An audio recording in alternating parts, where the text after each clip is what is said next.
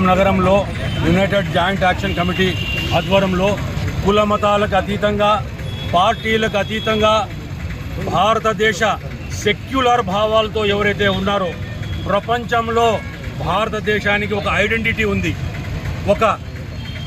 ప్రతి ఒక్కరు కూడా ఇక్కడ ఎన్ని కులాలు మతాలు వర్గాలు ఇన్ని ఉన్నా కలిసిమెలిసిగా ఎంత బాగా ఉంటున్నారు అని చెప్పి స్వాతంత్రం వచ్చిన రోజు నుంచి ఈ రోజు వరకు జరుగుతూ ఉన్నాయి.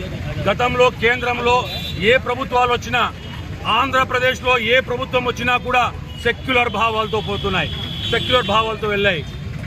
ఈసారి 2014 నుంచి 19 వరకు బీజేపీ ఒకటే ఎజెండా చేసింది, డివైడ్ అండ్ రూల్. కులాలకి విభజించడం, పార్టీల విధంగా వాళ్ళకి చిచ్చు తేవడం.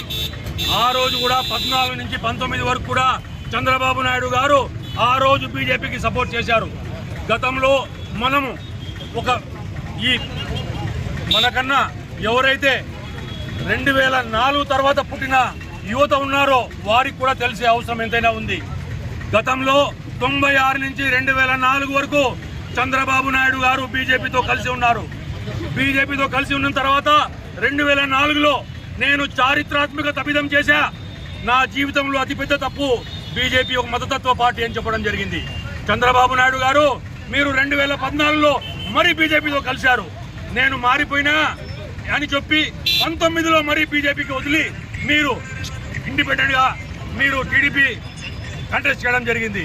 ఈరోజు మరి 2024లో వచ్చింది. ఈరోజు కేంద్ర ప్రభుత్వం నిలబడిందంటే అది మీ సపోర్ట్ మీద నిలబడింది. 40 సంవత్సరాల అనుభవం కాదు చంద్రబాబు నాయుడు గారు. మీరు గతంలో 14లో మీరు అయినప్పుడు ప్రత్యేక హోదా లేకుండా ఒక చరిత్రహీనుడిగా నిలబడ్డారు మీరు. మరి ఈరోజు భారతదేశ చరిత్రలోనే మీరు స్వర్ణాక్షరాలతో లిఖించబడతారు, ఒక చరిత్రహీనుడుగా మీరు నిలబడతారు. ఈరోజు మన దేశంలో ఇది మైనారిటీలు కాదు, నా రక్తం కోస్తే నా ప్రాణం ఉన్నంత వరకు నేను Indian Muslim. I proudly say that I am an Indian Muslim. I am an Indian first, next Indian Muslim. అదేవిధంగా దయచేసి ఏ పార్టీలు ఉన్నాయో భారతదేశంలో అందరూ కూడా గమనించండి. ప్రజలు ఇక్కడ ఉన్న మీరు 80-20 అంటున్నారు. ఈరోజు నా అన్న హిందూ సోదరుడు, మాకు ఒకే మా రక్తం ఒకటే. బ్రిటిషర్స్తో పోరాడాం, బ్రిటిషర్స్కి తరిమాం. మాకు ఇది కొత్త కాదు పోరాటం. మన దేశంలో మన వారి మీద పోరాడే పరిస్థితి తేవద్దండి. ఎటువంటి పరిస్థితుల్లో ఈ భారతదేశం సెక్యులర్గా ఉంది, సెక్యులర్ రైట్స్ ఉంటాయి. ఈరోజు ముస్లిం, రేపు క్రిస్టియన్స్, రేపు సిక్కులు, జైన్లు, మరి హిందూస్లో కూడా బ్రాహ్మణ్స్, బీసీలు, ఎస్సీ ఎస్టీలోని వర్గీకరణ దయచేసి చేయొద్దండి. జైలు భరోనే కాదు, ప్రాణ త్యాగానికి కూడా సిద్ధంగా ఉన్నాం. ఏదైతే పార్టీలు ఈసారి లోక్సభ రాజ్యసభలో సపోర్ట్ చేశాయో వాళ్ళు చరిత్రహీనుడుగా నిలబడిపోతారు. నేను ఇంకోటి మీడియా ద్వారా తెలియజేయాలనుకుంటున్నాను. ఈ బీజేపీ పార్టీ వ్యవస్థాపకులు లాల్ కృష్ణ అద్వానీ, వాజ్పేయి గారు, వారు కూడా 2003లో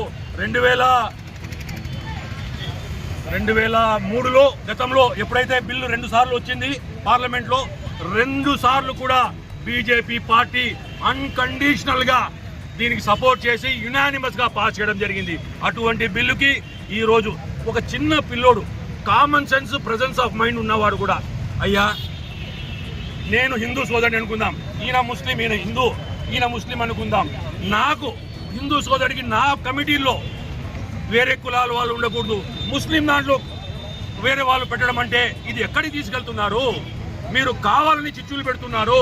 చంద్రబాబు నాయుడు గారు, మీకు చరిత్రలో ఆంధ్రప్రదేశ్లో ఇంకా మీకు స్థానం లేదు. భారతదేశ చరిత్రలో మీరు ఒక చరిత్రహీనుడుగా నిలబడతారని చెప్పి తెలియజేస్తూ మేము ముక్తకంఠంగా పోరాడతాం. ఇక్కడ విచ్చేసిన ప్రతి ఒక్కరికి కూడా ధన్యవాదాలు తెలుపుతూ, ఇది ఆరంభమే, ఇది ఖచ్చితంగా ముగిసే వరకు, ఈ చట్టం వెనక తీసుకునేంత వరకు మేము పోరాడతామని తెలియజేస్తున్నాం.